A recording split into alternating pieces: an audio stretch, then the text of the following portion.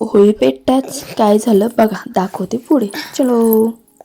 त्याआधी सगळ्यांना good morning. कसे आहात? मजेत ना? मी मयुरी, तुमचे माझ्या चॅनलवर स्वागत आहे आणि सगळ्यांना होळीच्या खूप खूप असं शुभेच्छा. आजची सकाळ काय अशी स्पेशल नव्हती.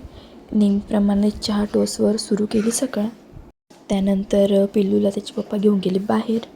चला, पिल्लू बाहेर गेला तोपर्यंत घरातली सगळी कामं आवरून घेऊन. घरातली सगळी कामं आवरून झाली आणि मी गेली बाहेर. थोडं काम होतं मला. बाहेर गेलो आणि तिथे दिसला आम्हाला पोपट. खूप दिवसांनी असं जवळून पोपट बघितला. बिचारा पिंजऱ्यामध्ये कैद होता.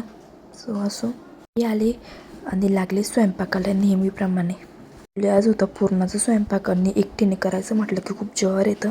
त्यामुळे पटपट असं पीठ भिजवून घेतलं.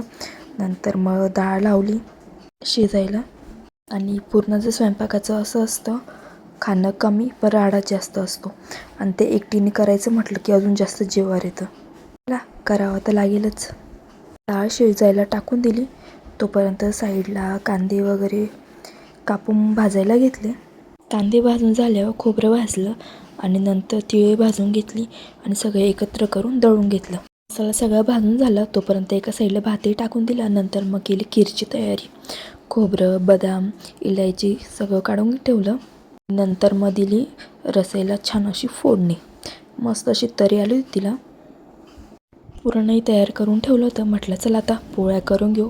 आमच्याकडे पुरणपोळ्या केल्या की साध्या पोळ्या करावंच लागतं, कारण की आमच्या घरी कोणी खात नाही जास्त करून पुरणपोळ्या. मला आवडतं असो मी खाते. सगळा स्वयंपाक झाला होता आणि खीरच बाकी होती आणि स्वयंपाक करून करून असा अवतरून गेला होता माझा. चला तर म्हटलं मग थोडा चहा ठेवूया. सगळ्यांना चहा ठेवला. नंतर मग बाहेर निवांत बसून चहा घेतला. चहा पिऊन झाला आणि लगेच मग खीर करून घेतली. नंतर रांगोळी काढून घेतली. रांगोळी काढायला थोडं जास्त उशीर होऊन गेला होता, त्याच्यामुळे शॉर्टकटच काढून घेतली रांगोळी. आणि नंतर मग मी घेतलं माझं आवरून. कशी दिसते मी कमेंट करून नक्कीच सांगा. आवरून झाल्यावर देवाजवळ दिवा लावला आणि नंतर आम्ही गेलो होळी पेटवायला. तिथे चालू होती होळीची तयारी. मस्त असं चंद्र पण निघालेला होता.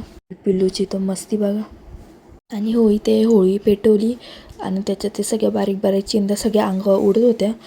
त्याच्यामुळे सगळेच घरात पळत होते. असं काही झालं होळी पेटवल्यावर. मग होळीची ती आस कमी झाली. त्यानंतर मग होळीला फेरे वगैरे मारून छान अशी पूजा करून घेतली.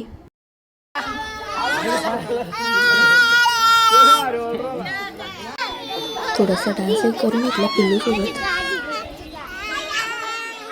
आणि सण म्हटलं की फोटोशूट होणार नाही असं होणारच नाही.